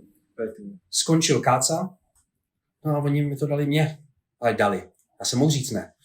Já jsem takový dobrák, že jako mě bylo líto těch kluků. Ale od prvního tréninku to šlo takhle. Najednou jsem z malého počtu měl na tréninku třeba 27 lidí v Bčku. Protože je to bavilo, dal jsem jim to jiným způsobem, takovým, kterým jsem to dělal já, ale samozřejmě pro tu danou úroveň. Strašně to bavilo, měli jsme skvělou partu, vykopali jsme druhý flek, myslím, nebo první flek, si ne, ale v té B třídě nechal jsem kopat všechny, učil jsem trpělivě i ty, kteří byli totální dřeváci, tak jsem jim dával šanci a díky tomu vlastně se mi tvořila ta parta, ale to šlo dělat v té soutěži, kde jako nemáš kam spadnout a samozřejmě tam, kde máš kam spadnout, tak potom se uchýlíš někdy k tomu, jako že potřebuješ to nejlepší, ale tady mě to dali prostě ze dne na den, tak já jsem neřekl ne. A to trénování Jáčka, tam to mělo trošku složitější tam mi to nabídli, protože končil Libor Wiesinger, už mu lehká zem a já jsem byl požádaný, protože tam v té době se nám nedařilo a tam se to strašně moc nechtěl. Já vím proč, protože sám jako trenér se sebe nemůžu postavit. Můžu bojovat o svý místo v sestavě a mám se já sám sebe postavit. A tím jsem vlastně skončil s tím, že jsem mohl bojovat o místo v sestavě v očích trenéra. Mě třeba ještě zajímá, než si jako rychle takhle přepnul z hráče na trenéra, tak jestli třeba manželka se netěšila, že s tebou bude trávit víc času, jako po kariéře, jestli si neříkal, tak já skončím a budeme spolu víc a najednou bum, hele, já jsem trenér. Já mám pocit, že to máme takhle nastavený. Samozřejmě, že mi to vytýká, jako, že jsme spolu málo trávili, že všechno přizpůsobila fotbalu, ale já jsem zase přizpůsobil i její zábavy, takže já si myslím, že to je vyrovnaný. Ona vlastně, když mi dala ten prostor, tak já ho neumím opustit. To je prostě pro mě je to život, celý život, takže já jsem rád, že to mám tolerovaný, protože já to potřebuju k životu. Když bys si teďka měl porovnat trenéra Čikalu, jak jsi začal a jaký seš teď, tak v čem jsi se změnil, kromě toho, že máš teďka víc zkušeností? V čem jsi jiný? Strašně moc. Člověk se učí pořád. Trendy jsou úplně jiný, než byly před 20 lety, před 15 lety. Pořád se to mění A já jsem ten, který umím si sám sobě říct, děláš to blbě, protože já to cítím, když to dělám blbě, to cítíš z kluku. A i dneska prostě se snažím se poučit z toho, co navnímám na prach obyčejným trenérským kurzu, kde si povídáme o situacích a o tom, kde si povídáme s kolegou, dneska Kašpim, fantastická prostě spolupráce mimochodem, kde jsem si povídal s Krpim, taky fantastická spolupráce, kde prostě jsem nasával to, co ten hráč potřebuje, co ten tým potřebuje. A jako každý děláme chyby, taky trenér dělá chyby, takže ne vždycky se trénink podaří. A mým úkolem je to udělat tak, aby se ty nepodařené tréninky byly v co nejmenší míře a aby tam bylo nejenom kvalitní trénink, ale i sranda, přísnost, natrénování kvality fyzický i herní. Takže ono to není úplně až tak jednoduchý to všechno skloubit tak, aby to všechny bavilo a zároveň, aby si nesklouznul k něčemu, co děláš právě špatně. No. Takže strašně jsem se změnil, jo, protože pořád reflektuju a snažím se naučit člověk. Jdu, ale jakmile si za něčím stojím, tak si za tím stojím, protože tohle vidím jako, dokud mě nikdo nevymluví něčím, nevysvětlí, že by se to mělo dělat jinak. Takže hodně jsem se změnil. A za tu dobu, co tam trénuješ, je to dlouho, byla tam, myslím, roční pauza, pár let zpátky. Ty jsi byl, jako když jsi netrénoval Ačko. Jo, no to bylo v době, kdy mi to bylo odebraný, protože vlastně tam přišel projekt Jirky Švarce s Beznosem, že by to jako celý Ačko plus Bčko, nebo jo, a já jsem zůstal u Cčka. Já jsem proti tomu nic neměl, jenom vlastně tehdy vlastně tam bylo trošičku jako pro mě ten diskomfort byl v tom, že vlastně Beznos jenom nepřišel za mnou. Já jsem očekával, protože jsem to o tom nevěděl a já bych to i třeba i přijal dobře, a jakože jsem to přijal. Já jsem zůstal u Cčka, já jsem nezanevřel jsem na kluky, jenom ten, že já jsem si myslel, že třeba bych v tom projektu mohl dál fungovat, třeba jako vedoucí. Já strašně jsem toužil u těch kluků zůstat, ale jako vedoucí, nebo jako trenér rankařů. Ale vlastně nebyl jsem potřebný, jo, protože vlastně, ale to neříkám, že by to bylo špatně.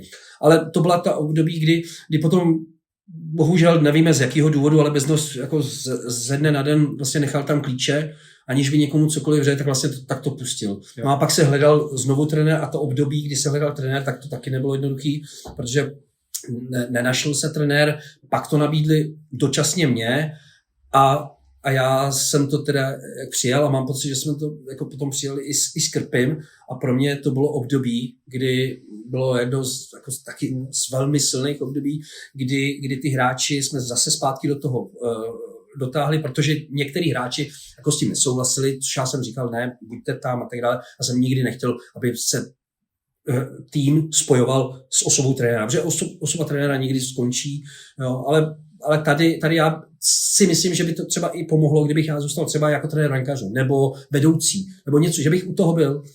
Ale bylo to taky, asi by jim to nebylo příjemné, vlastně, že by to sebrali. Mně to bylo jedno, já jsem se trošičku na chvilinku osvobodil, měl jsem svoje Cčko a to Cčku jsem řekl, vás neopustím, protože mi to připadalo macešský teď jako spláchnout to ze sebe, taky bych to taky potřeboval. Ale s klukama, s Cčkami, ty mě vlastně naplňovaly chvíli, takže tam to bylo období, kdy jsem to netrénoval. Takže bereš to jakoby nejtěžší období za tu dobu, co jsi trénoval v Počernicích? Že jsi najednou prostě jakoby skončil, i když jsi věděl třeba, že ty výsledky nejsou? No, takhle. Nejtěžší období z toho důvodu, že jsem se snažil a hledal jsem vlastně nějaký možnosti i třeba i výměny, nebo pomoci, nebo někdo. Ale a to se přiznám, já u toho chtěl zůstat, protože jsem tam měl svoje svěřence, který jsem tam dotáhl a který, co si budeme nalhávat, prostě hodně hráčů chodí za trenérama. A vlastně oni potom odešli. Jo? Takže to mě mrzelo, že ten projekt, který jsem trošičku nastartoval, že aby se nerozbil. Málem on se trošičku jako narušil, ne, že by se rozbil, ale pro mě prostě je ta kontinuita. Já jsem taková jakoby osoba, která by jsem chtěla, aby tam byla jedna parta, jeden tým, jedno divadstvo a všichni fandili všem. Ano, nám se nedaří, my jsme se podívat na první přátelák Bčka, prostě fandíme jim, mají skvělé výsledky. Já chci, aby oni chodili fandit nám, já chci, aby nám chodili pomáhat ty nejlepší hráči. Když samozřejmě to nebaví, tak ne, když chtějí být jako v té úrovni, kde je to baví víc, což zase respektuju, tak to respektujeme i my s Kašpim. Takže chci mít prostě radost z toho, že ta komunita je uvnitř prostě jako spojená a má radost fotbalu. A ty ještě máš ten svůj trenérský přístup takovej, že se snažíš jakoby s těma hráčima být kamarád, ale zároveň musíš mít respekt. Jo. To mi vyčítali. No, to je těžké, to mi vyčítali a vždy, nikdy nedosáhneš optimální úrovně. Ale já se k tomu měnit nebudu. Protože já přece nemůžu změnit svůj vlastní ten. A otázka, máš svý oblíbence? Já mám rád lidi, který milujou fotbal. Když ho mají jako koníček, tak tomu dávají úplně všechno.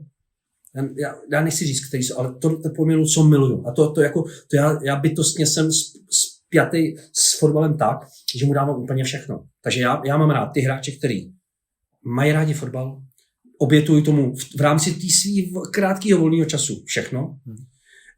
Udělají všechno, prostě žerou na tréninku trávu a je s nima sranda. Není, jo, tak to je taková kombinace a těch je moc a já bych nechtěl někoho vyzdvihnout a na někoho zapomenout, protože teď máme mimořádnou partu.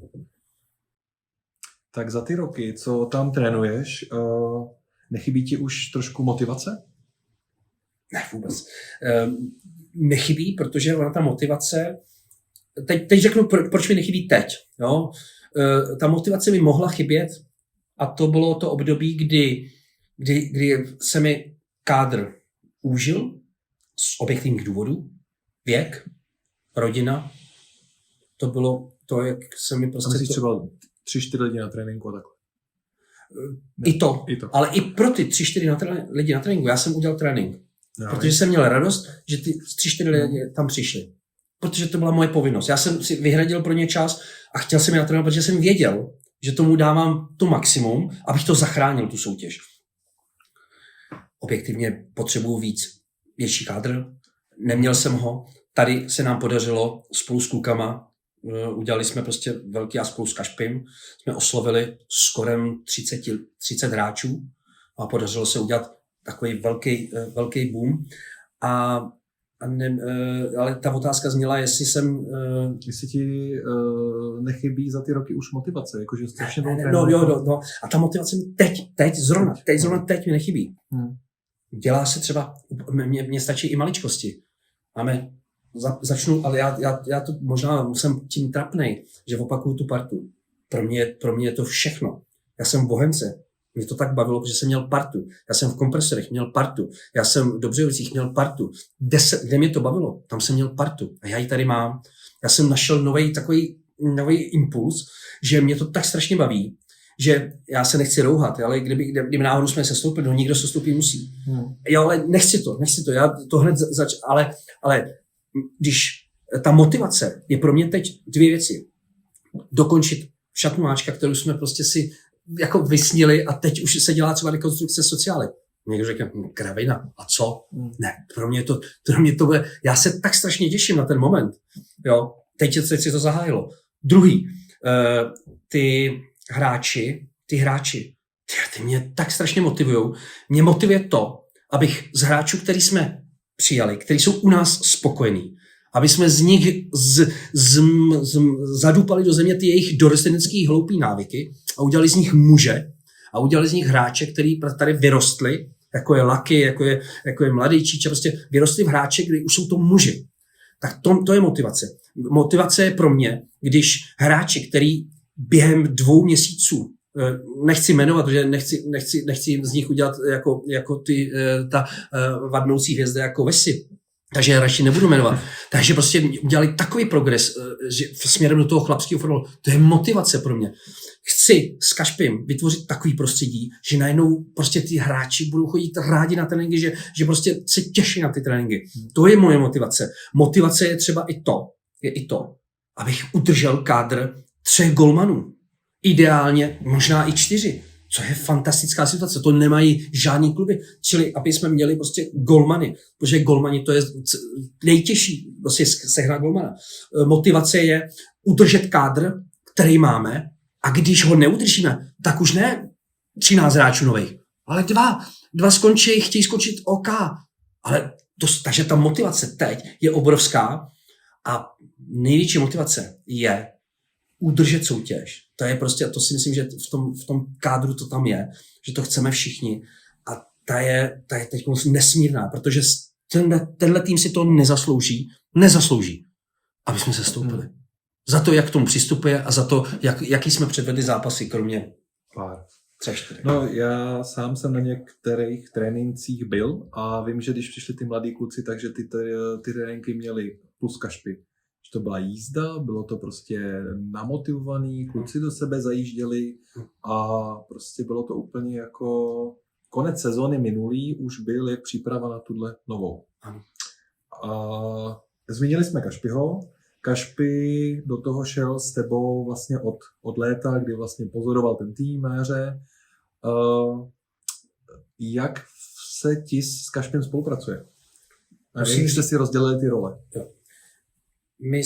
Musím říct, to hlavní, pro mě je to dar. Pro mě je to obrovský dar a mě se s ním spolupracuje naprosto skvěle. Je to něco, co jsem dlouho nezažil. Naposledy teda jako s Krpim, ale to bylo krátký období. Ale teď opravdu Kašpim je to fantastická spolupráce. Máme stejný pohled na fotbal, jsme si navzájem oponentama, to znamená, když spolu nesouhlasíme, tak si to řekneme. Nemám rád, když si to řekneme třeba některé věci před hráčima, ale to se někdy stane. Jo? Ale není to na škodu, prostě tak to je. Lidi nejsou ze stejného těsta a jenom hlupák bude přikyvovat. Takže v tomhle směru fantastická spolupráce. Víme, co chceme, víme, jak si připravujeme trénink. Máme možnost, tím, že jsme ve dvou, tak si ho připravit předem, včas. Máme možnost reagovat v zápasech, máme možnost oslovovat hráče, protože jako za Kašpím, tak za mnou, tak prostě můžou jít hráči. A když zmiňují zápas, kdo z vás sleduje co a kdo třeba rozhoduje o tom, že jdeme střídat? Jo, a to je vlastně, to odpovídám hned. Já jsem rovnou řekl, když vlastně on mě, sedli jsme si, jako jsme si sedli s Krpy a sedli jsme třeba hodinu, 2 a povídali jsme si. Povídali jsme si a to jsme udělali s Kašpím. Věděli jsme, že to chceme. Druhý krok byl, jestli jako to bude chtít výbor, ten proti tomu samozřejmě neměl nic. A třetí, jak to jako přijmou hráči. A komický bylo to, že já už jsem právě chtěl, abych ukázal, aby se mi ukázali hráči, tak jsem řekl, Kašpi, prosím tebe, připrav mi tréninky ty poslední 2, já se budu snažit přivést, a to s ohledem na to, aby ty hráči přišli, přijďte všichni, co můžete, udějte všechno pro to, protože teď se láme chleba. Buď nás bude 11, a nebo nás taky bude třeba 30. A já potřebuji, aby je to bavilo, protože prostředí máme krásný všechno. Takže on Kašpíme tréninky a já tam stál a koukal. A v kantýně se scházeli lidi a oni si myslí, že co se stalo, že já to netrénuju. Ale zase je to komický, vlastně my jsme se tak i dohodli, protože já to chtěl jenom pozorovat. Já chtěl pozorovat ty hráče nový, protože ty starý já znám. Já chtěl pozorovat, jak se chovají k sobě, jak reagují na to, když je někdo kopne, jak jsou bolestnický, jak jsou, jo, to prostě, a to nedokážeš, když ten trénink připravuješ, to nedokážeš tak dobře v té dvojici slat. Takže Kašpi, uděláme to takhle. A teď jsme jim něco řekli, a Kašpi jel, bylo to fantastický. A myslím si, že to byl základní kámen toho, to, co jsme s Kašpím vymysleli, že to byl základní kámen toho, že ty mladí přišli. Protože je to bavilo. A víš proč? Protože je přijeli ty starý. Protože ty starý, který nemyslí tak starý, to bylo taková chemie krásná. No ale ty byli zmatený, že jo, diváci. Říkají, ta Číča, on tam, jo, takže on udělá asistenta. Ne, my jsme, jako, asi to nemůže být, někdo musí být vždycky rozhodující. Jsme kolegové, máme stejný ty a jdeme do stejného jako rozhodovacího. Ale pak přichází to poslední, kdy já řeknu, ne, já to udělám takhle. Ano, mám tam, jako, ale je to takže tak... příklad střídání, ty řekneš, dám Bírose dolů a Kašpi řekne, já bych ho tam nechal. Ano, a my si, a teď samozřejmě s ohledem i na hráče, zrovna si řekl Bírose, to může být kdokoliv jiný, ale zůstaneme u toho jména jenom proto, jako, že to je příklad. A já řeknu, hele, a teď kdo řekl, že Bírose dolů dá? Třeba já, jo? A Kašpr řekl, ne. A já řeknu, ale počkej, a teď si začneme argumentovat, protože tam je strašně krátký okamžik a musí se to reagovat rychle. Ideálně, když jdeme stranou, že hráči jdou do šatny a my si řekneme, co od toho zápasu chceme, jak ho chceme zvrátit, kdo se nám nelíbí a proč. A teď si začneme říkat, a on buď mi akceptuje, anebo ne. A nebo obráceně, přijde on, že prostě musíme udělat ráznou změnu. Někdy tu změnu, kterou on udělá, je katastrofální. Ale někdy, kdy já tu změnu, jak si prosadím, je katastrofální. A jindy je fantastická. To je normální. Někdy to vyjde, někdy to nevyjde. A diváci se dívají, proč jsme ho sundali? Proč? No, protože od toho jsme kouči. Protože my za to máme zodpovědnost a někdo to musí udělat, to rozhodnutí, protože my to vidíme jako krok ke zlepšení nebo k udržení nebo z otočení skóre. Takže máme rovnocenné partnerství naprosto s tím, že já mám tu poslední, jaksi to slovo, aby někdo musí potom říct, jako když už budeme v nějakém nesouladu, ale většinou v pohodě.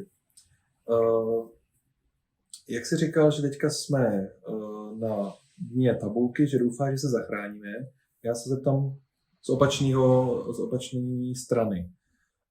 Nebylo by pro ty mladý hráče lepší, kdyby se sestoupilo, 2-3 roky se vykopali v B třídě, aby získali takovýto fotbalový sebevědomí, protože jsou třeba typy jako Dufek, který už je sice starší, ale prohráváš, nebaví, chceš vyhrávat, tak radši jde někam, kde bude vyhrávat, bez ohledu na to, jakou soutěž hraje. No ne, protože tam se ve mně absolutně se ve mně jaksi příčí jako tak to sestoupíme, ne, já nechci nikdy. To je sportovní. Ve mně musí zůstat duch sportovní, duch vítěze. Vítěz nikdy neláme hůl, i kdyby, já jsem jenom řekl jako kdyby. Ano, možná, že ano, ale vůbec je A třída, je jako dneska B třída, je taky slušná soutěž. Ale prostě já nechci se skupit. To je ten sportovní ve mně, to srdce. Nikdy se nepokoří, ale takhle, ono je to hrozně jednoduchý. Je tam 16 týmů a 2 musí se stoupit. Čili někdo bude smutný. To je sport. Čili není to tragédie sportovní. Je to tragédie chvilková, je to protože prostě jsme byli 15. nebo 16. nejhorší, co se týče bodů. Ale ne, myslím si, že A třída je pro ně slušná soutěž, protože ty, který teď tam máme, tak ta A třída jim sluší. Je to soutěž, kterou můžou hrát. Ano, B třída by jim byla možná lepší, co se týče jako pocitově, ale oni se musí právě otřepat i s těma porážkama, že tu porážku musí sníst tak, že ne, že se s ní psychicky zroutím, ale že tomu dám ještě víc. Když nemůžeš, tak přidej víc.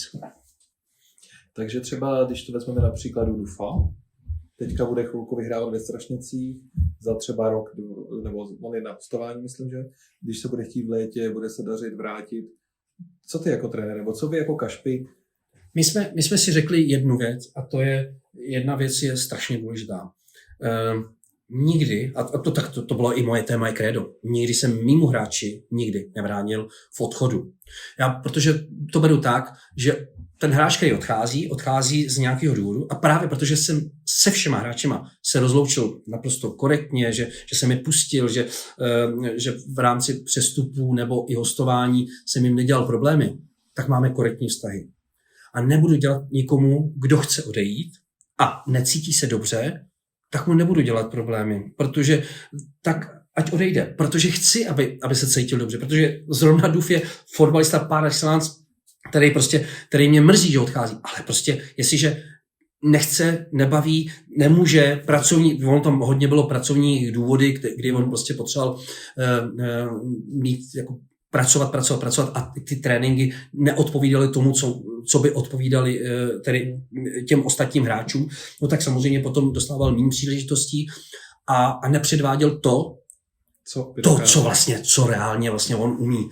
Jo, takže Já si myslím, že nemáme problém s tím, aby se někdo vrátil, jako se mi vrátil, já nevím, kdo z hráčů se mi vrátil po letech, teď hned mě to zrovna nenapadá, ale není to není jako, že my jsme uražený a že on nám dal jako s Bohem a ne. My jsme mu popřáli hodně štěstí a chceme, že je to jako škoda, protože takových fotbalistů je málo. Je to velká škoda. Ale nemůžeme s tím udělat nic, jo? Protože my mu nenabídneme víc, než to, co máme. Jo? Já mu už nenabídnu, mimochodem, on byl i velký úspěch, že se k tomu vrátil.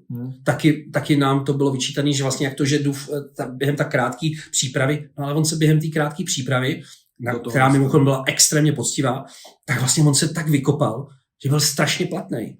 Ale pak to trošičku zase, jo, takže ono, někdy je to i v obou strany, jo, že prostě ano, pak třeba neodevzdával to, co my jsme od něj viděli a chtěli. Jo. Tak poslední otázka. Mě by zajímalo, aby si mi se pokusil říct a vybral, který brankář, obránce, záložník, útočník byli v té tvojí trenérské kariéře nejlepší. Kdo tě jako napadne, když řeknu nejlepší brankář, kterýho si kdy trénoval?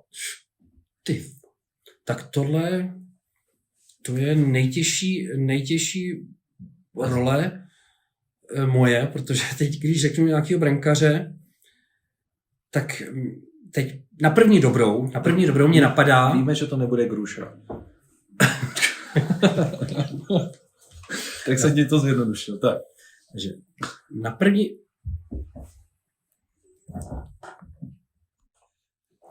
No tak tohle snad vystříhneš. A pokud ne, tak to řek ty, protože Gruša má svoje kvality, který nám možná ještě doufám ukáže. Nicméně ne, Gruša to nebyl, to rozhodně ne. Ale teď mám když vezmu tak komplexně, teď na první dobrou, že jo, protože ty se mě ptáš, když jsem byl trenér a ne když jsem chytal, protože kdyby se tak jsem já mám pocit a teď to není jako, že nejlepší, koho jsem trénoval, že jsem si i stavil sebe, tak jsem byl asi nejlepší já, protože mám komplexní jakoby výběhy, chytání a tak dále, i když jsem s pupkem, tak pořád jsem byl, ještě když jsem byl mladší, jako nohy, výběh a chytání, jo. A já, když vezmu tuhletu komplexnost a teď vezmu všechny ty golmany, tak jestli tak mě napadá Kučák, byť tady byl krátce, protože ten byl komplexní. A ten mě hodně mrzl, že skončil. A Miky, který byl z těch starších, on se strašně dlouho učil to, co vlastně začal prodávat až ve zralém věku. No a mladí kluci, kteří jsou tam teďkon, tak mají dán, ke každému mám, co nemá, co neumí. A nejkomplexnější byl asi v tomhletom směru Kučák. Ale ten byl jenom půl rok nebo rok. No. Tak, pojďme obránce. Jeden, co ti napadne. Jeden, co mě napadne? Asi rádio. To je prostě zkušenost. No. Záložník? Záloha je těžká. To je záloha těžká, protože teďka doma všichni ucho u reproduktorů, kdo to bude. Asi jo. Ale já se bojím, že to není nikdo ze stávající generace, protože... Si nechceš rozházet kabinu? Jo. Člověče, ty záložník.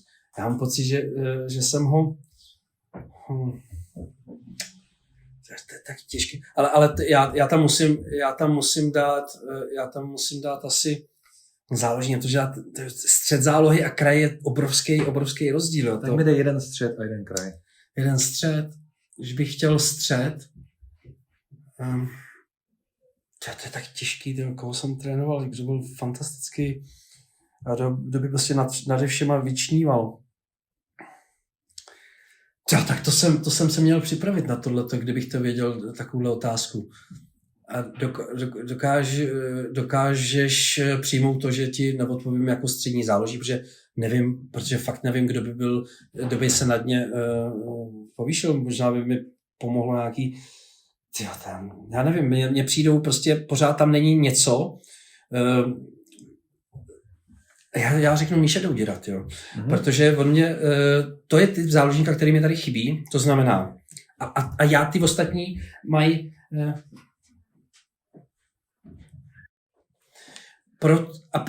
proč já nedokážu ohodnotit nějakého hráče? Protože já mám spoustu hráčů, kteří jsou technicky skvělí, ale nemají třeba tu inteligenci, jak já ji nazývám horvátovskou. To znamená rychlá přihrávka. Mají laky, ale je na můj vkus je pomalej. Bíros má fantastickou techniku na místě, ale vrací se mi kličkama zpátky. Mám fantastický hráče, kteří jsou naběhaný, dneska je Bart, ale má syrový nohy, takže hodně kazí. Mám Vejvy byl fantastický střední záložník, toho jsem měl že bych ho tam skoro dal, protože ten měl ty geniální ale byl taky pomalej.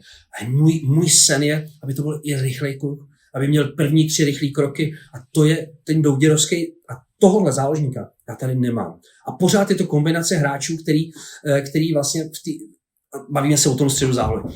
Ty liney ve své době Duf a Billy. 2 lejnaři, který prostě mi zanechali prostě tohle jsou lejnaři jako a bavíme se o tom teda jako když byli v top formě. Útočník? Byli Vahby. A Beznos. Ale Beznose jsem netrénoval.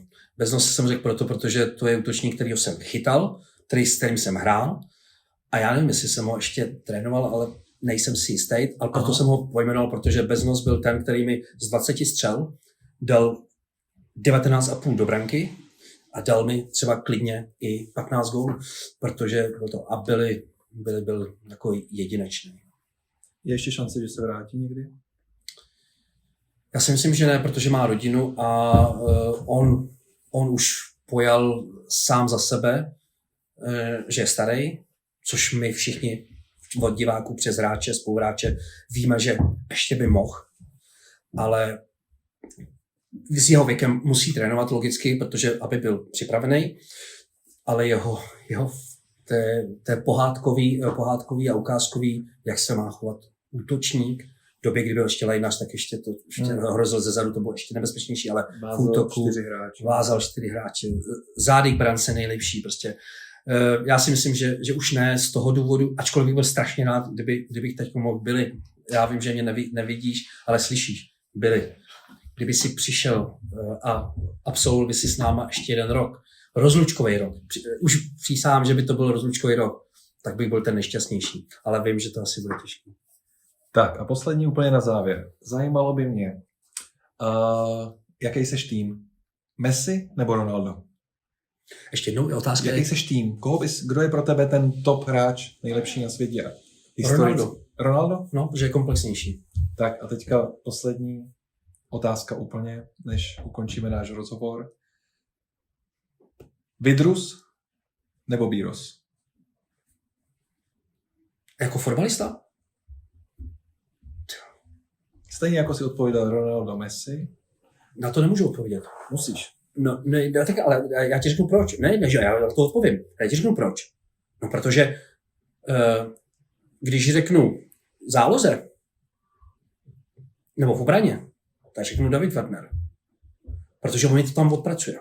Když řeknu na podhrotu anebo vepředu, tak řeknu... Ty z toho couváš. No, couvám, ale protože to nejde. Já mezi nimi neumím dát jako jeden nebo druhý, protože vlastně jako David, mě mimochodem teda, když už to, tak David jako obránce, topový obránce. A když bych měl říct jako mezi nima, tak řeknu David Wagner, protože je topový obránce.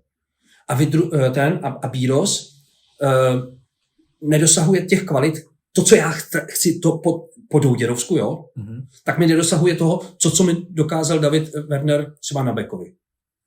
Ale David vepředu, bohužel za mě prostě není gólovej a tu sezonu, kterou měl gólovou, zaplapám mu za ní, jo, tak za mě je to prostě bulldog pracovitej, ale jako mezi nima, když bych měl říct komplexnější, tak komplexnější je Bíros. Když bych si měl vybrat podle komplexnosti, to znamená všech možností, protože Bíros dobře trénuje, když dobře trénuje, tak je natrénovaný, má techniku, všechno, ale má takový ty vady, který mě vadí, že není tím po Douděrovsku přímo čarej. No a David, co se týče bůdočí povahy, jo, takže tam jo, ta otázka zněla, protože to jsou dva topoví fotbalisti, kteří jsou góloví a všechno a hrajou vlastně skoro na stejných pozicích. I když zase, že Ronaldo taky hrál i ze strany, že jo. Takže proto. Takže jestli jsem vycouval a jestli jsem zklamal. Trošku jsem vycouval. No. Jestli jsem vycouval. Hele, to se nedá dělat. Já mám rád všechny moje ovečky a i ty, který třeba jsou momentálně, že jsou třeba jako, nechci říct neoblíbený, ale že si třeba vědou do vlasů, tak to musí být, to musí být. Jinak, v kabině čisto, ano, dobrá atmosféra. Ano, přesně tak. A neexistuje fotbal bez občasné hádky a neexistuje fotbalový trénink bez toho, že si do sebe zajedeme férově soubojně. Úplně poslední otázka. Než to ukončíme, co by si vzkázal fanouškům před jarem? Potřebujeme podporu. My jsme ji měli a já bych chtěl, aby ta podpora byla dál. Ty hráči asi při těch domácích zápasech, ale nám chodí fandit i na ty venkovní, my je strašně potřebujeme. Nám to strašně pomáhá. Já mám dokonce ještě husinu z toho, že když ty fanoušci nás stáhnou, a je strašně příjemný, nechci prohrát, jo, ale i když vlastně remizujeme nebo prohrajeme a oni ti plásí podobnou, hele kluci, hráli jste skvěle, byl to skvělý fotbal, bavilo mě to. Ono je to vidět i na tom, že se vrací návštěvy. Takže diváci, pokud jste vůbec takhle dlouhý rozhovor doslechli až sem, asi ne, a tak ty, kteří jste to doslechli, tak vám děkuju za tu podporu a přál bych si, kdyby byla minimálně stejná jako letos na podzim, tak i na jaře. Tak já bych chtěl poděkovat koučovi Číčovi za jeho čas, protože jsme 1:40, plánovali jsme plus minus 3/4 hodinky, takže ještě jednou tolik. Děkuju za tvůj čas, děkuju vám, jestli jste to doposlouchali až sem. Doufám, že to doposlouchalo co nejvíc lidí. No a to byl náš první rozhovor, no a pokud se vám to bude líbit, pokud vás to bude zajímat a chtěli byste ještě slyšet spoustu informací o dalších zajímavých lidech v Počernicích, tak napište pod náš post do komentáře nebo nám dejte vědět do zprávy a my zase někoho oslovíme a připravíme. Tak díky a nashledanou.